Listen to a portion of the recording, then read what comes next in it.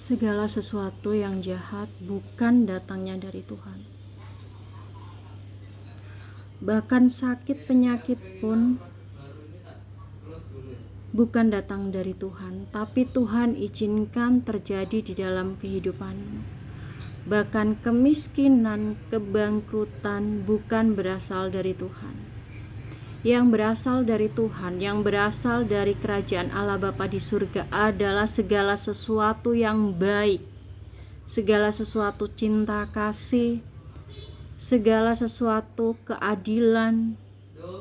Pokoknya intinya di dalam kehidupan ini, segala sesuatu yang tidak baik, segala sesuatu yang tidak adil, segala sesuatu yang buruk, kecemburuan atau apapun itu, bahkan sakit penyakit, bukan datangnya dari Tuhan, tapi Tuhan izinkan terjadi. Ketika kamu melepaskan itu semua, bersandar kepada keinginan Tuhan, kehendak Tuhan.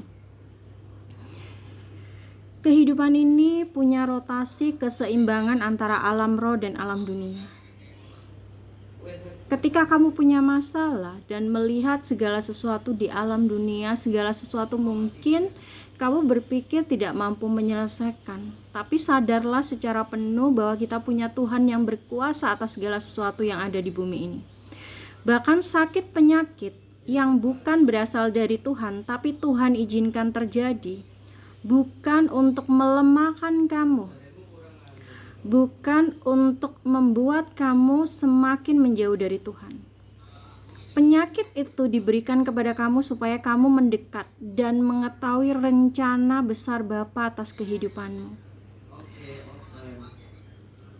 Ketika orang yang terlampau semena-mena atau tidak adil, kamu harus sadari bahwa segala sesuatu, meskipun kita beragama Kristen, segala sesuatu yang buruk datangnya bukan dari Tuhan. Segala sesuatu yang baik itu datangnya dari Tuhan. Mau setekun apapun kita dalam memiliki keimanan, tapi kalau kita punya hati yang buruk, punya karakter yang jelek, itu bukan datang dari Tuhan. Ketika kamu sadar bahwa kehidupan ini dirancangkan Tuhan, segala sesuatunya sempurna. Mau keadaan baik atau tidak baik, pada akhirnya Tuhan itu punya kuasa yang sempurna. Mungkin ketika kamu diberikan rema dari Tuhan, kamu mungkin akan melihat bahwa kenapa aku diberi rema sebaik ini, tapi kenyataan hidupku tidak seperti itu. Pegang rema itu dulu. Jangan melihat segala sesuatu dalam alam dunia ini, karena Tuhan sudah memegang kunci jawaban di alam roh. Rema itu untuk kamu pegang, untuk kamu yakini bahwa kamu punya masa depan yang baik, punya masa depan yang penuh berkat dari kuasa Tuhan. Jangan lihat kondisi hidupmu hari ini, tapi pegang rema dari Tuhan. Sebagaimana Yusuf, dia diberikan rema untuk menjadi penyedia makanan bagi orang-orang yang kelaparan. Tapi kenyataannya sepanjang hidupnya dia mengalami ketidakadilan dari saudara-saudaranya. Tapi dia pegang rema Tuhan itu baik-baik. Karena rema itu kekal dan kehendak Tuhan itu pasti terjadi di dalam kehidupanmu. Mau seperti apapun, kecuali kamu punya akal logika untuk selalu memenangkan kehendak Tuhan atas segala hidupmu, maka ketika rema itu kamu pegang, rema itu akan jadi mewujud dalam kehidupan kamu. Tuhan tidak punya suatu alasan untuk membodohi kita. Rema itu adalah kehendak itu adalah kekuasaan mutlak dari Tuhan. Kekuasaan mutlak itu artinya Tuhan akan membuat segala sesuatu itu menjadi nyata dan mewujud dalam kehidupanmu. Jadi ketika kamu punya rema dari Tuhan, kamu jangan lihat hidupmu saat ini, tapi lihat segala sesuatu yang Tuhan takdirkan atas hidup kamu. Sebagaimana Ayub dia ditakdirkan menjadi hamba yang saleh, dan pada akhirnya Ayub mempunyai kekayaan yang 100 kali lipat dari yang dia miliki sekarang. Mungkin Ayub kalau dia berpegang pada prinsip dasar manusia, dia akan melihat kenapa Tuhan memberi rema seperti itu, tapi pada garis besar kenyataan hidupnya seperti ini. Oke, rema itu harus kamu pegang erat-erat dengan iman dan keteguhan hati yang sungguh-sungguh. Keimanan itu jangan separuh-separuh. Iman bukan artinya kita mengimani segala sesuatu yang dangkal, tapi imanilah segala sesuatu itu punya kuasa atas otoritas yang Tuhan berikan di dalam kehidupanmu. Mungkin kejadianmu hari ini, kamu lihat dilema, satu penyakit kelemahan tubuh. Padahal kamu pegang rema Tuhan, kamu akan menjadi pembawa kabar baik untuk umatku. Kehidupan hari ini bukan finish atau akhir yang Tuhan kehendaki atas hidupmu. Kehidupanmu adalah jadi pembawa kabar baik bagi umatmu. Rema itu untuk diyakini dan dikuatkan dengan keteguhan hati bahwa Tuhan akan mewujudkan itu semua dengan cara dan waktunya Tuhan. Jadi jangan pernah menyepelekan doa, jangan pernah menyepelekan apapun rema yang Tuhan taruh dalam hidupmu, karena rema itu nyata dan rema itu punya roh sekaligus kuasa.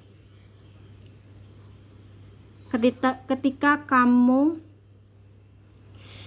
ingin merendahkan orang, ingat, lidah bibir kita itu punya otoritas. Lidah bibir kita itu punya kuasa. Maka pergunakan lidah dan bibirmu untuk memperkatakan sesuatu yang baik, sesuatu yang bisa menyenangkan hati Tuhan, karena ada roh dalam setiap perkataan kita yang berkuasa. Kalau kamu ingin marah, pendam dulu amarahmu, karena orang Kristen yang benar-benar punya kekuatan iman yang teguh, di dalam setiap perkataan lidah bibirnya ada otoritas kekuasaan Tuhan yang Tuhan taruh di dalam lidah bibirmu. Ketika kamu menggumamkan doa, hati dan ucapan harus selaras. Dan ingatlah bahwa segala sesuatu pasti sudah Tuhan taruh jawabannya. Mungkin kamu tidak menerima jawabannya saat ini juga. Sebenarnya Tuhan itu menjawab setiap doa seketika itu juga. Jadi jangan pernah berpikir Tuhan menjauh darimu. Mungkin kamu yang tidak merasakan kehadiran Tuhan setiap saat di dekatmu. Maka perbanyak olah syukur, perbanyak pengetahuan kita untuk memahami kasih Tuhan yang tidak terbatas. Kasih itu berasal datangnya dari surga. Tapi ketidakadilan, kecemburuan, perkataan yang kasar, perkataan yang kotor, itu tidak akan menghadirkan perkenanan Tuhan hadir dalam hidupmu. Ubah hidup kita, ubah diri manusia lama kita menjadi manusia yang diperbarui di dalam Tuhan. Maka ketika manusia lama kamu diperbarui di dalam Tuhan, kamu akan merasakan mujizat yang begitu besar dan luar biasa. Bertekuk lututlah di hadapan Tuhan ketika kita merasa ada hal yang harus ingin kita luruskan di hadapan Tuhan. Ketika kita merasa udah terlampau banyak hal-hal buruk yang kita lakukan di sepanjang umur kita, minta ampun sama Tuhan. Minta kuasa Tuhan untuk mengubahkan kamu menjadi manusia baru, manusia yang diperbarui akal budinya oleh roh Tuhan yang mendiami di dalam setiap tubuh kita. Tuhan itu mencermati setiap tingkah laku kita.